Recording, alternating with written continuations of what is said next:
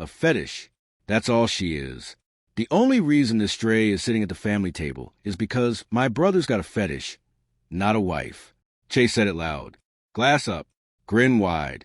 Vivian Hale's 70th birthday. 200 guests under the white tent, and the whole party heard it. Simone's jaw locked. Grant, you hear what your brother just said? Grant didn't look up.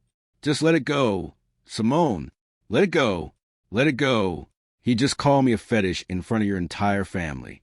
I said drop it. No. 6 years your family has treated me like the help. I'm done being quiet.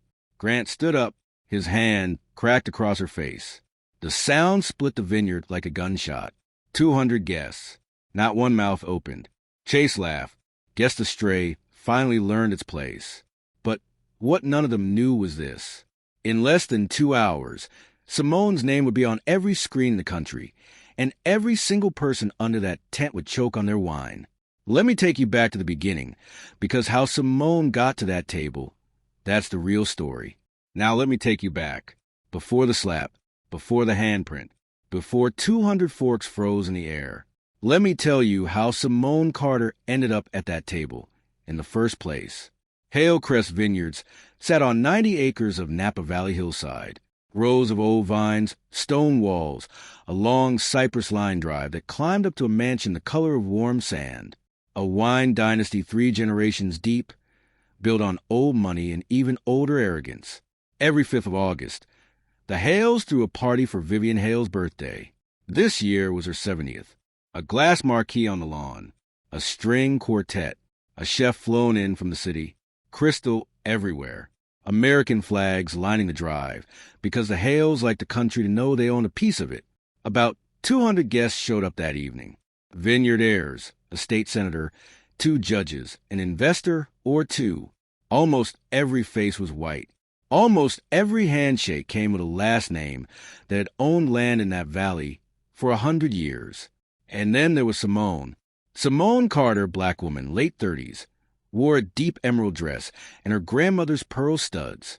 She wore her hair natural that night, the way her grandmother had taught her to wear it when she was 6 years old, sitting on the kitchen floor between her grandmother's knees. Hold your head up, baby. Your crown stays up. She carried a small wrap box, a gift for Vivian, a first edition cookbook she'd hunted for 3 weeks because Vivian once mentioned she collected them. The same effort Simone made every single year. For 6 years straight. 6 years. That's how long she'd been married to Grant Hale. See, here's what you need to understand about Grant. When he met Simone, he was 31, coasting on the family name, running a wine business that mostly lost money. No drive of his own. Simone was already building something. Sharp, relentless, up at 4 every morning. Grant was dazzled by her. But Grant didn't fall in love with Simone. He fell in love with what she made him feel. Interesting, modern, like a man who had escaped his stuffy family. A woman who turned heads and made him look like he'd chosen well. His family hated it from the first dinner. Vivian Hale pulled him aside the week he proposed. She didn't shout. She didn't cry. She just said, cold and flat, you can keep her around as long as you want, but Hale does not marry a black woman and hang her name beside ours. That is not who we are. Grant married Simone anyway. Not because he was brave. Because he was stubborn. He wanted to win an argument with his mother, not protect his wife. He didn't defend Simone. He used her, and once the point was made, he stopped caring. And every year that passed, Grant changed. Or maybe he just stopped pretending. The thing Simone was building started to grow. She and her best friend Diana Cole had launched a beauty company out of Diana's garage years before. They called it Soline. Clean formulas, every shade, nothing left out. The more Soline grew, the smaller Grant felt. She closed a national retail deal. He told her she was getting too big for herself. She hired her 100th employee. He got drunk and said she thought she was better than everyone. She landed a magazine cover. He didn't read it. Grant started echoing his family's tone. Not the slurs, not yet, but the digs. You're too much. Why do you always have to run everything? Mother says you make people uncomfortable in their own home. Simone heard what those words really meant. She always did, but she stayed. Because she loved the man she married, not the man he was becoming. That morning, the morning of the party, Simone stood in their closet at 6 a.m. steaming the emerald dress. Grant walked past without a word. She asked if he wanted breakfast. He said, "We're already running late because of you." They drove 90 minutes north in silence, the wrapped cookbook on the back seat. When they turned up the Cypress Drive and Simone saw the marquee, the lights, the valets, she took a breath and told herself what she told herself every year. Smile. Be gracious. Leave early. She stepped out of the car, holding the gift with both hands. Grant was already 20 steps ahead, walking toward his brother. Didn't open her door. Didn't carry the box. Didn't look back. Simone's mother, Loretta, arrived 20 minutes later in her old gray sedan. She wasn't on the Hale's list. Simone had asked her to come. Loretta stepped out in a navy church dress and low heels and scanned the lawn. The white faces, the polished smiles, the way people's eyes slid right past her daughter like she was part of the catering. Loretta walked straight to Simone, took her hand, and squeezed it once. "You don't have to stay long, baby." Simone squeezed back. "I know, Mama," but she didn't leave. Not yet. She had no idea what was coming. The first cut didn't come from a hand. It came from a label or the lack of one. Vivian had set up a long table for her gifts, each one logged by an assistant with a little card. Vivian loved a record of who gave what. Simone set her wrapped cookbook down between a velvet jewelry box and a magnum of estate wine. Whitney Hale, Chase's wife, drifted over with a clipboard, because of course there was a clipboard. She picked up Simone's gift, gave a shake, and frowned. Oh, did one of the help leave this on the table? Simone was standing right there, close enough to touch it. She spoke up calm and clear. "Actually, that one's for me.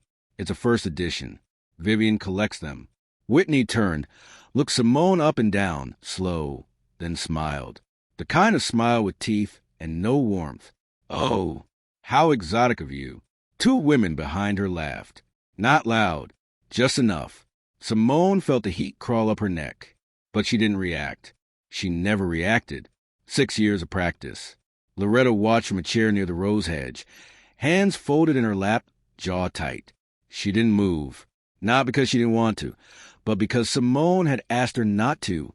"Please, Mama, I can handle them." Loretta whispered to herself, "Lord, give me strength." Vivian unwrapped that cookbook an hour later, gasped, called the most precious thing she'd gotten all night, and never once asked who gave it. That was the first cut. The second came from Chase. Chase Hale was the kind of man who said vicious things and called them jokes, and got away with it because he was rich and loud, and people were tired of fighting him. He'd learned it from their grandfather Walter and perfected it on his own. When the quartet broke, Chase tapped a knife to his glass and grabbed the microphone for the birthday toast. All right, settle down. 70 years of Vivian Hale. 70 years of the finest family in this valley. Cheers. Applause. Whistles. Chase grinned. Now I look around tonight, and I see a lot of familiar faces. A couple new ones, too. His eyes drifted to Simone, then to Loretta. He didn't say their names. He didn't have to. But hey, that's America, right? Open doors. Even the ones you didn't open yourself. Laughter. Simone stood very still, fingers tight around a glass of sparkling water, knuckles whitening. Chase wasn't done. "You know, I told a buddy last week, my brother Grant runs the most diverse household in the county, and he didn't have to hire a single one of them." The crowd roared. Grant, standing in the circle of men by the bar, cracked a half smile and said nothing. Simone's stomach turned. She looked at the grass, took a breath, then lifted her head. Because that's what Simone Carter did. She looked things in the eye. Chase caught her staring and tipped his glass at her. Don't give me that look, girl. We love having you around. Somebody's got to keep the place colorful." A man beside him nearly spit out his drink laughing. Simone turned to walk away. As she did, she heard Chase mutter, just loud enough, "With hair like that, I'm shocked the sprinklers didn't go off when she walked in." He was talking about her crown. The curls her grandmother taught her to love on a kitchen floor 30 years ago. Simone kept walking. Loretta saw her daughter cross the lawn, saw her shoulders pull in, saw her steps get quicker. Loretta started to rise from the chair. Simone lifted one hand, without turning around. Not yet, Mama. The third cut came from Walter, the patriarch. 81 years old, sharp as a tack, mean as a winter. He sat in a wide cushioned chair near the head of the marquee, like a king holding court, and people came to him to pay respects. The family photographer began gathering the Hales under the great oak by the wine cave for the traditional portrait. 3 generations had taken it there. Everyone shuffled into place. Grant stood in the second row. Simone moved to stand beside him. She smiled and adjusted her dress. Walter's voice cut across the lawn, dry and loud enough for the front rows to hear. Just the bloodline this time. We'll do the others after. Simone blinked. The photographer hesitated. Sir, just the Hales by blood. Walter said it, without even looking at her. His voice was ice-wrapped in silk. Simone stepped back. No one told her to. No one had to. Whitney nudged her own daughter into the empty spot. Didn't even glance at her. Chase called from the back. Don't you worry. We'll get you in the next one with the rest of the help. This time somebody gasped. A woman near the edge put her hand to her mouth, but she didn't say a word. None of them did. Simone stood 15 feet away, alone. The camera flashed. The family smiled. She watched her husband pose with the people who had spent 6 years pretending she didn't exist. Loretta walked up behind her, put a hand on her back, and said nothing, because sometimes there are no words. Sometimes all you can do is stand beside someone so they know they're not invisible. The photo took 2 minutes. It felt like 2 hours. After the photographer finished, Simone pulled Grant behind the wine cave, away from the tent, away from the crowd. The cold air off the stone smelled of oak and old barrels. Your grandfather just cut me out of the family photo. Grant loosened his tie. He didn't cut you out. He just wanted one with the what, Grant? The blood? I'm your wife. 6 years. Simone, don't start. Don't start? Chase just called me a fetish. He called me a stray. Whitney handed my gift off like garbage. Your mother won't say my name. And you stand there. Every single time. Grant's jaw tightened. What do you want me to do? Fight my whole family at my mother's 70th. I want you to act like I'm your wife. One time, Grant stepped in close, and his voice dropped to that low register Simone had learned to dread, the one that came right before the ugly words. You know what your problem is? That little makeup company went to your head. You think because you've got some lip gloss on a department store shelf, you're somebody. You think that makes people owe you respect. Simone didn't step back. This was never about my company, Grant. It's always about your company. You walk around my family like you're better than all of us. Grandpa sees it. Chase sees it. Everyone sees it. What they see, she said quietly, is a black woman who won't bow her head. And it kills them. Grant's face went red. A vein stood up in his neck. He pointed a finger an inch from her face. You better watch how you talk to me. Or what? He didn't answer. Not then. He just stared. The kind of stare that stores something up for later. Simone had seen it before. She knew exactly what it meant. She walked back toward the tent, hands trembling, not from fear, from a rage she couldn't afford to spend. Loretta met her halfway across the lawn. Didn't ask what happened. A mother always can. Baby, let's go home. Simone shook her head. Not yet. If I run now, they win. Loretta took her daughter's face in both hands. Listen to me. You have nothing to prove to these people. Nothing. Simone laid her hands over her mother's. I know, Mama, but I need to prove it to myself. She straightened her dress, lifted her chin, and walked back toward the table. The sun dropped behind the western ridge, around 7. The sky went gold, then rose, then deep violet over the vines. String lights blinked on through the marquee. The quartet switched to something slow. Servers moved through the crowd with trays of dessert. It should have been beautiful. It was, if you didn't know what ran underneath it. Vivian Hale stood at the head of the long table, 200 guests around her, and tapped a silver spoon against a crystal. The chatter died. I'd like to say a few words on my birthday. She waited, because Vivian never spoke until she had complete silence. Total silence. 70 years, she said. 70 years I've stood on the land my grandfather planted. And every year I look out at these faces, and I'm reminded why the name Hale still means something in this valley. She let it land. This family was not built in a season. It was built by people who understood that some things are passed down, and some things are not. That what runs in your blood is what you are. Simone sat in the middle of the table, Loretta beside her, both hands flat on the linen. Too still, Vivian went on. A family isn't only the people who come to the table. It's the people who belong at it. And on my 70th year, I am grateful that everyone seated where they belong tonight understands what it means to carry this name. She raised her glass. To blood.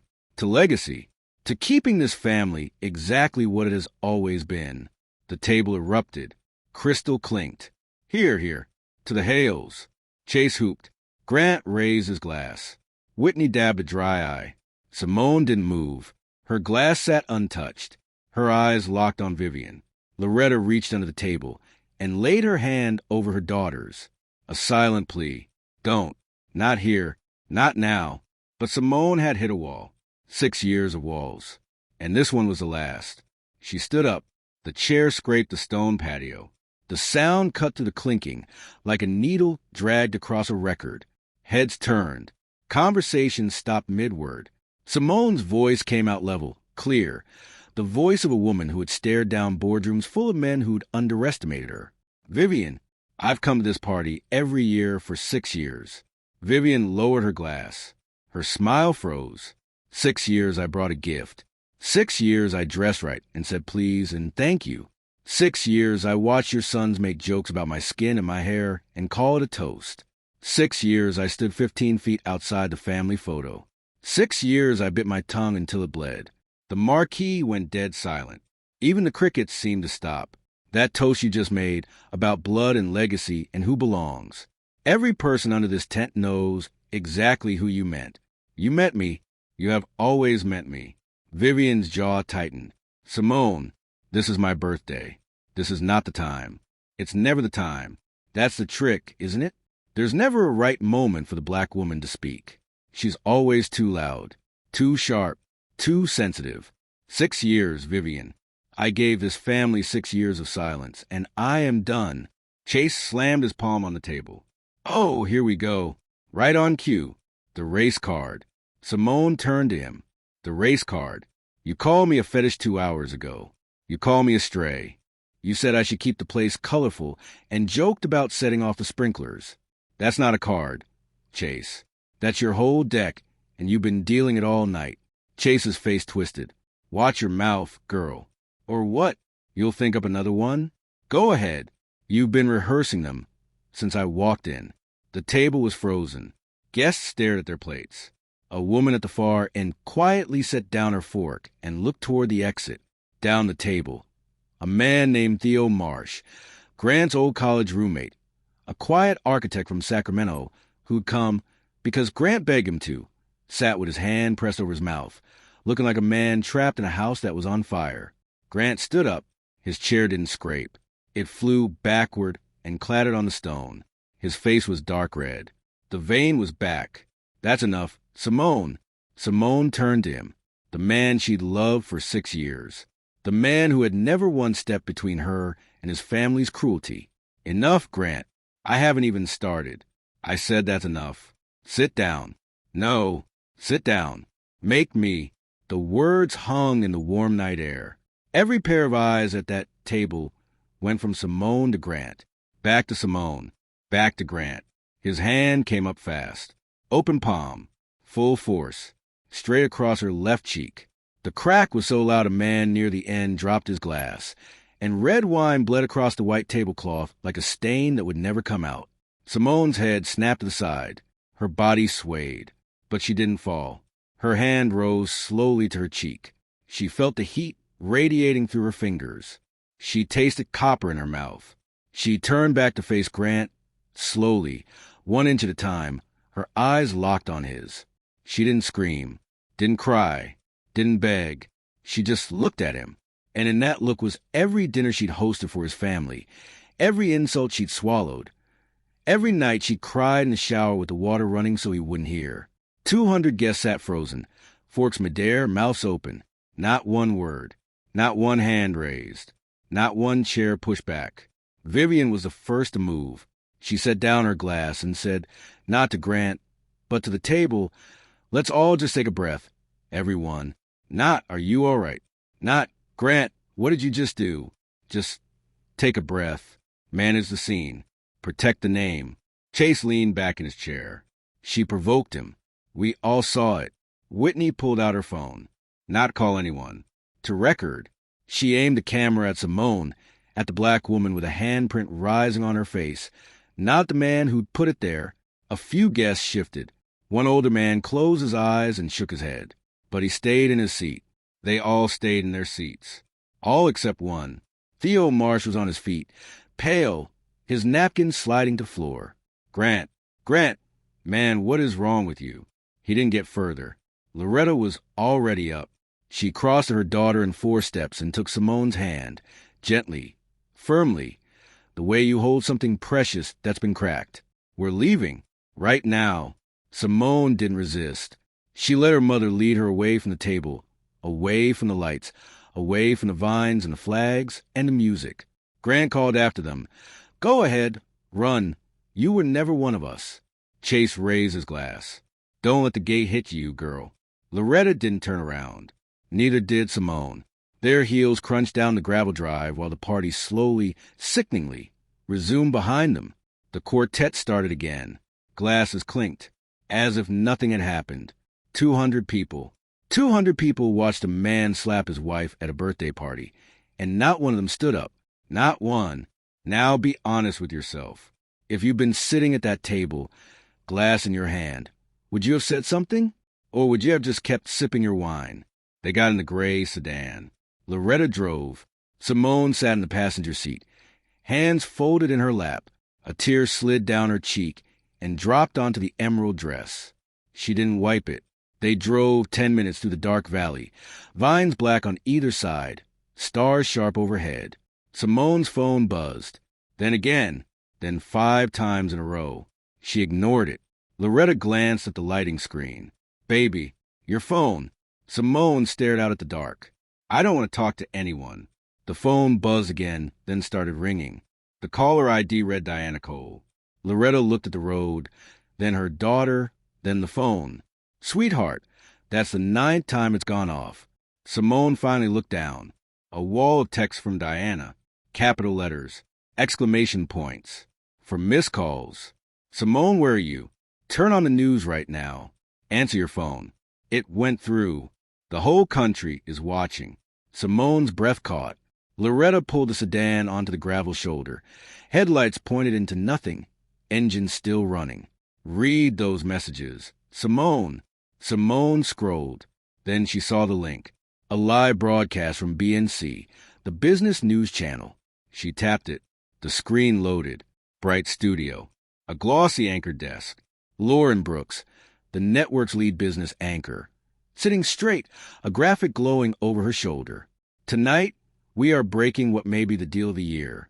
Lauren's voice came through the little speaker, crisp and proud.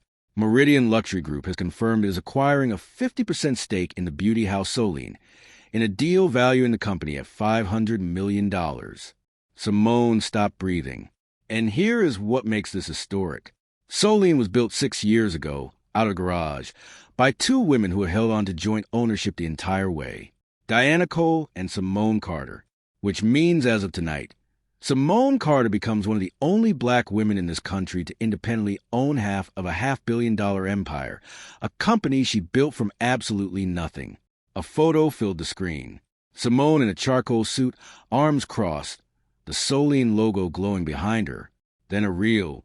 Simone in the original garage, taping labels by hand at midnight.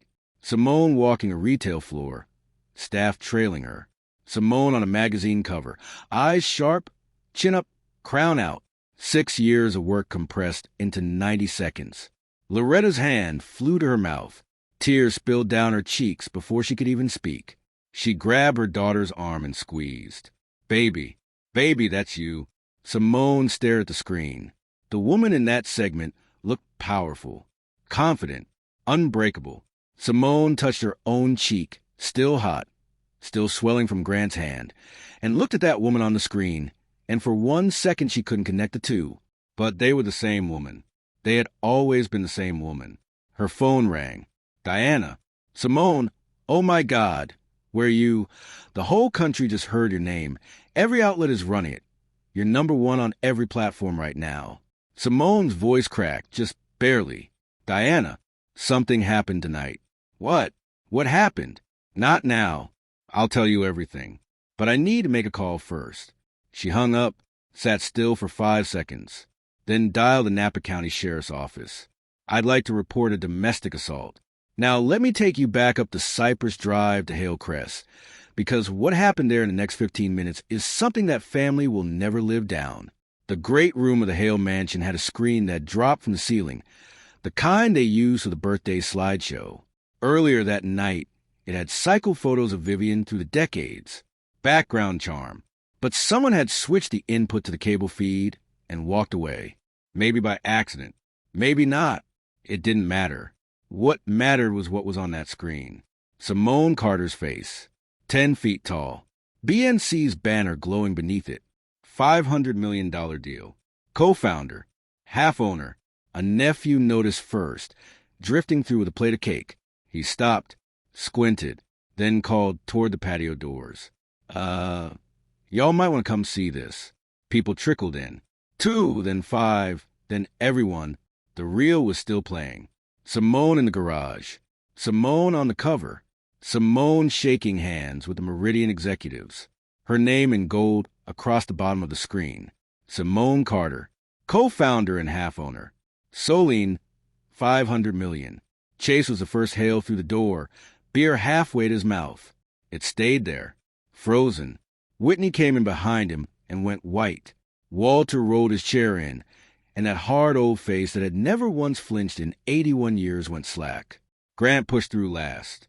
He still had a faint red mark across his knuckles. He looked up at the screen and saw his wife, radiant, celebrated, 10 feet tall, filling the wall, while the country said her name like it was something sacred. The room packed in. 60 people crowded into a space built for 20, and not one of them made a sound. Among them was Councilwoman Renee Caldwell, a longtime guest who had sat quietly through the whole evening. She turned and looked straight at Grant. Her voice cut through the silence like a scalpel. "That's your wife, Grant." Grant didn't move. "That woman on that screen, the one the whole country is celebrating right now, the one worth more than this entire valley, is the same woman you slapped at the dinner table an hour ago." Grant opened his mouth. "It's a stock thing. She sells makeup. It'll blow over." "It is not going to blow over," Caldwell said. "She just became one of the most talked about women in America, and you put your hand across her face in front of 200 witnesses." Walter found his voice, dry and furious. "This is a private family matter, Renee." Caldwell turned on the old man. "No, Walter. I am an elected official, and I just watched your grandson commit assault in front of 200 people. This stopped being a family matter the second his hand touched her face." From the back of the room, Theo Marsh spoke up, his voice shaking. "She's right. I sat there. I'll be ashamed of that until the day I die." Nobody backed him up, but nobody argued either. The room just stood there, mouths open, eyes on the screen. The woman they'd mocked. The woman Whitney filed with the help. The woman Chase called a stray, a fetish, something to keep the place colorful. The woman Walter cut out of the family photo. That woman owned half of an empire none of them could build in 10 lifetimes. And every single person in that house had watched her husband slap her and done absolutely nothing. The screen kept playing. Simone's face kept shining. And the silence in that great room was so thick you could choke on it. The red and blue lights came 26 minutes later. 2 sheriff's vehicles climbed the Cypress Drive, gravel popping, headlights sweeping across the vines like searchlights. The quartet had packed up. The string lights still glowed over a tent full of half-eaten desserts. The party was dead. It just didn't know it yet. Deputy Frank Mercer stepped out first. Tall, unhurried, a man who'd worked this county for 20 years and could read a scene before anyone opened their mouth. He read this one in 3 seconds. Wine-stained linen, a toppled chair, a crowd with the faces of people who'd seen something they wished they hadn't. We got a domestic assault report from this address. I'm looking for Grant Hale. Chase stepped forward, arms crossed, chest puffed. Deputy, this is private property.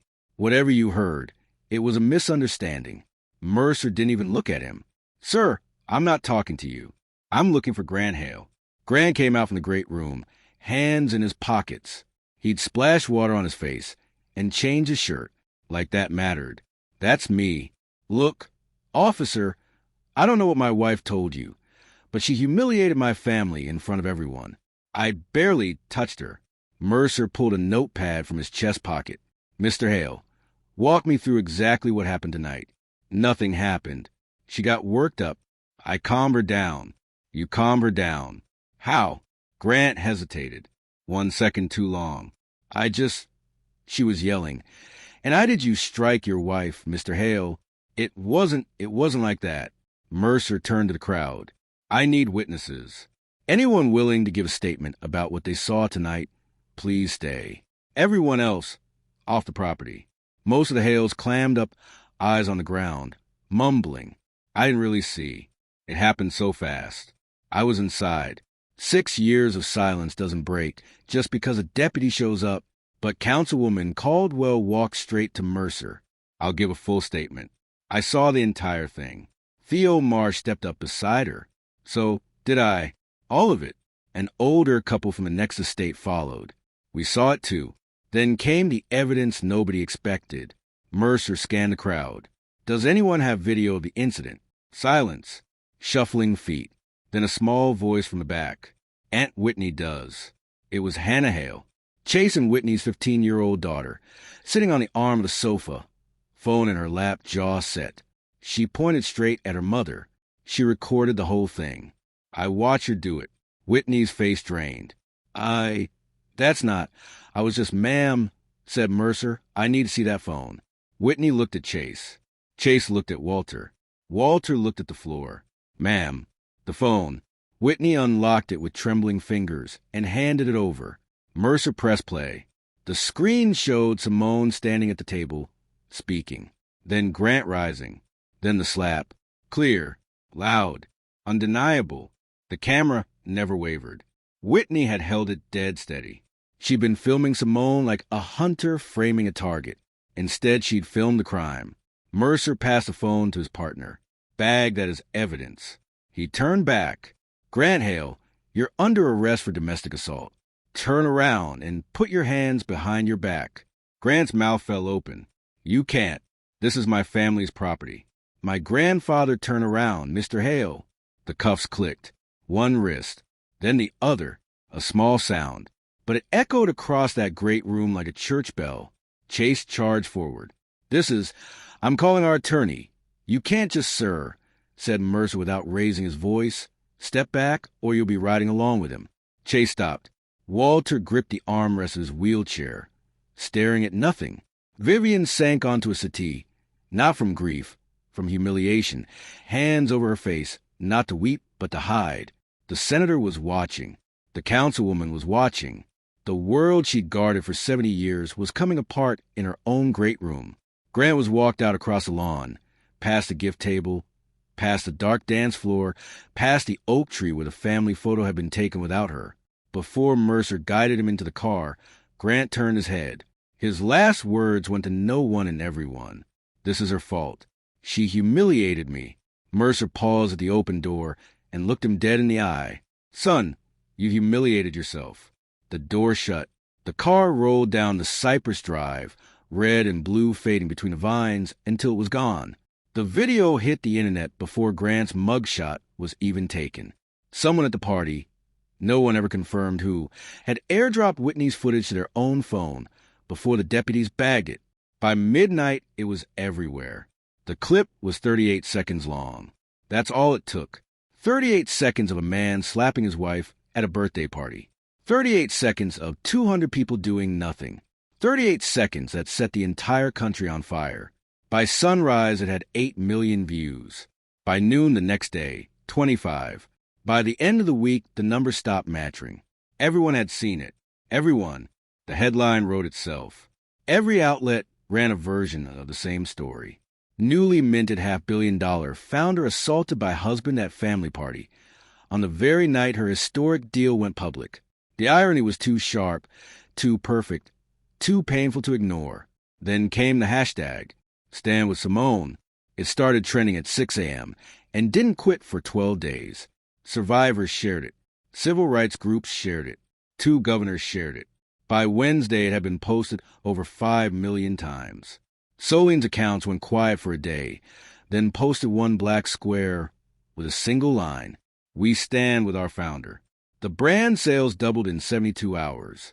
The country didn't want to look away this time. They wanted to buy what she built. For days after the party, Simone sat down for one interview, not on a glossy set, in Soline's headquarters, in front of a plain gray wall. One camera, no script, no teleprompter. Her left cheek still carried the faint shadow of a bruise, and she didn't cover it, even though she made the best makeup in the country. My name is Simone Carter. Most of you know my company now. This week, I also became a video you've all seen, and I want to tell you the whole story. Not the version that went viral. The full one. She talked for 9 minutes. No cuts. No edits. The gift filed with the help. The toast. The photo she was cut from. The jokes about her skin and her hair. The hair her grandmother taught her to love. The silence. Grant's silence. The family's silence. The silence of 200 people who knew better and chose comfort over courage. She talked about the slap, not with rage, not with tears, with precision, the way a founder talks about facts. My husband hit me in front of his entire family. No one intervened. His brother laughed. His grandmother told everyone to take a breath. His sister-in-law recorded me, not to help, but to humiliate me. That is what silence looks like. That is what complicity looks like. Then she said the words that became the most replayed clip of the year. I am filing for divorce. I am pressing every charge available to me. And I am not asking for sympathy. I am asking for accountability. Not just from the man who hit me, but from every person who sat at that table and chose their creme brulee over a woman's safety. The video hit 60 million views in 3 days. Simone didn't name call, didn't scream, didn't beg. Her dignity was her weapon, and it cut deeper than any insult Chase Hale ever threw. The legal process moved fast. Grant was charged with felony domestic assault, not a misdemeanor. Felony. The prosecutor argued elevation on 3 factors: the public nature of the attack, the video evidence, and the corroborating testimony of multiple witnesses, including an elected official. Grant's attorney tried every trick in the book: a momentary lapse in judgment, a verbally provocative wife, a clip taken out of context. The judge wasn't buying it. Neither was the jury. The trial ran 4 days. The courtroom was packed, national press in every seat. Day 1. The prosecution played Whitney's video. Full screen, full sound. One juror, a woman in her 50s, closed her eyes when the slap landed and didn't open them for 10 seconds. Day 2.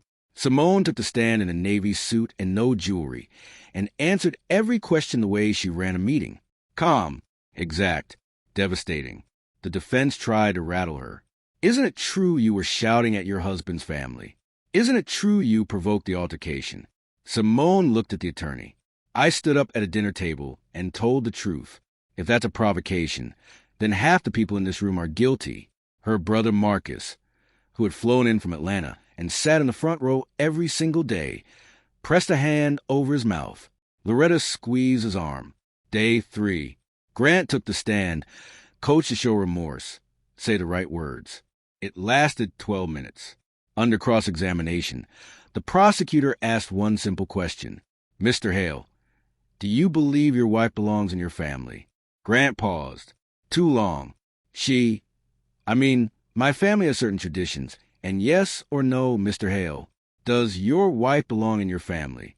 Grant looked at Vivian in the gallery, then at Chase, then at his lawyer, then back at the prosecutor. It's not that simple. The jury saw everything they needed to see. Day 4. Verdict. Guilty. Felony domestic assault. The sentence. 36 months in state prison. Mandatory anger management. Mandatory racial sensitivity counseling on release. a permanent restraining order barring any contact with Simone Carter. The judge's closing statement made the evening news on every channel in the country. This court finds that the defendant's conduct did not arise in a vacuum. It grew in a home that tolerated contempt, that normalized exclusion, that rewarded silence. This family chose its name over basic decency. The law does not look away, even when a family decides to. Grant was let out in cuffs. He didn't look at the cameras. He didn't look at his grandfather.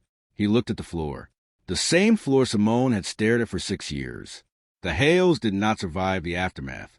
Hale Crest had been quietly carrying debt for years, propped up by the family name and a line of credit at the regional bank. Within 2 weeks of the verdict, the bank declined to renew the line. 2 distributors dropped the label. A luxury hotel chain canceled a long-standing contract for the estate's wine and didn't give a reason because it didn't need to. Vivian gave one interview to a local paper, calling the trial a circus and her grandson a good man who made a mistake. The comments had to be turned off within an hour. Walter Hale, who had run that family like a kingdom for 60 years, was filmed by a stranger at a gas station outside Calistoga, as she said, loud enough for the whole lot to hear. That's the family from the video, the one that called her a stray. He got back in his car without filling the tank and never went back. The Hale name, once the pride of the valley, became the thing people whispered about at tasting rooms and farmers markets. Not with respect, not with envy, with shame. 90 acres, stone walls, 3 generations of pride, and none of it could survive 38 seconds of truth. 8 months after the party, Hale Crest Vineyards went up for sale. And here is where this story turns in a way the Hales never saw coming.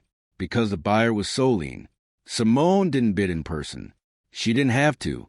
The offer came through a holding company. Clean and quiet, and it closed before the Hales even realized who was on the other side of the table. By then the divorce was final. Simone hadn't asked Grant for a thing. Not the house.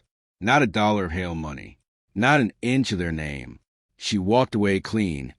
And the only thing she carried out was the name she was born with, the name that now hung over a $500 million company. Carter.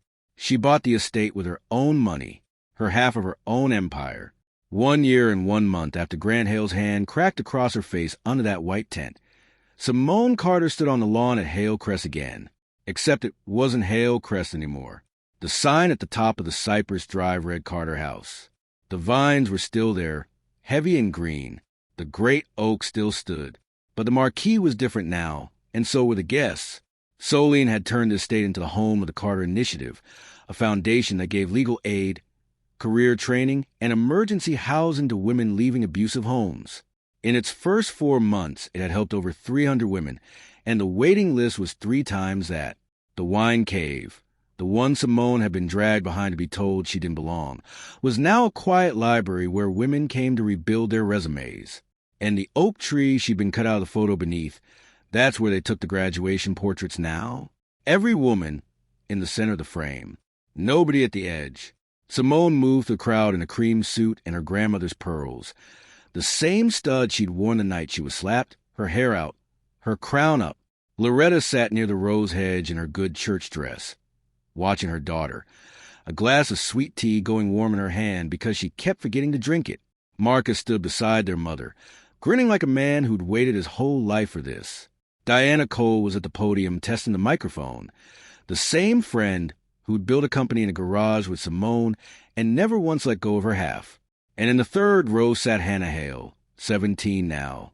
After the trial, she had told her parents she would not carry their silence. And she had meant it. She'd reached out to Simone with a 4-line message that ended, "I'm sorry I didn't stand up sooner." Simone had written back 2 words. "You did." She'd been invited ever since. When Simone reached the podium, the crowd quieted on its own. She didn't tap a glass. She didn't wait for total silence the way Vivian used to. She just began. A year ago, she said, "I stood on this exact lawn, 15 feet from a family photo I wasn't allowed in, and I felt invisible." She looked out at 300 women and the people who loved them. "I want every woman here to understand something. The man who hit me was never the most dangerous thing under that tent. The most dangerous thing was the 200 people who watched and said nothing, because that room is everywhere. That table is in every family. And the day we stop mistaking silence for politeness is the day this finally changes. Then she stepped down off the podium and walked to the great oak. The photographer was waiting, the same kind of camera the Hales had used to cut her out a year before. The women gathered around her under the branches. And this time nobody told Simone where to stand. She stood in the center. She lifted her chin. Her crown stayed up the way her grandmother taught her on a kitchen floor 30 years ago. The camera flashed, and the woman who had once stood 15 feet outside the frame, invisible, was now the whole picture. Back near the rose hedge, Loretta set down her warm tea and pressed her hand to her chest. She leaned over to Marcus and whispered, "Baby, this story, the slap, the trial, all of it, somewhere out there it's just a story somebody made up. But that silence, that's real. 200 people watched a man hit his wife, and not one of them stood. So now imagine you were under that tent, fork in your hand. What would you have done? Tell me in the comments. And if this one hit you, like it, share it, subscribe. Then go be the one who stands up. Simple.